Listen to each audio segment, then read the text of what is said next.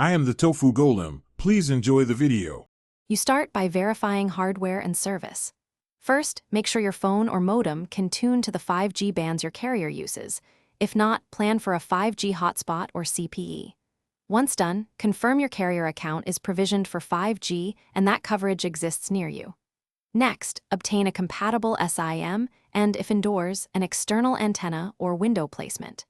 These prerequisites let you move into configuration without wasted steps. You now configure the device to surface 5G-like speeds.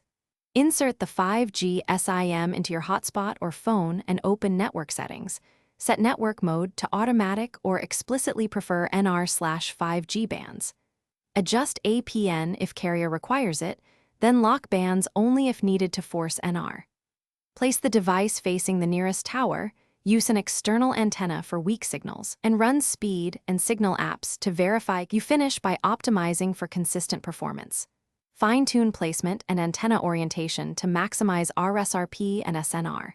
If indoors, a 5G CPE delivers better throughput. If true 5G is unavailable, enable carrier aggregation or high-speed 4G LTE as a robust interim option. If connection fails, reboot the device, reset the SIM, confirm activation with the carrier, and verify APN settings. One key tip: swap the SIM into a known 5G phone to isolate device versus network problems.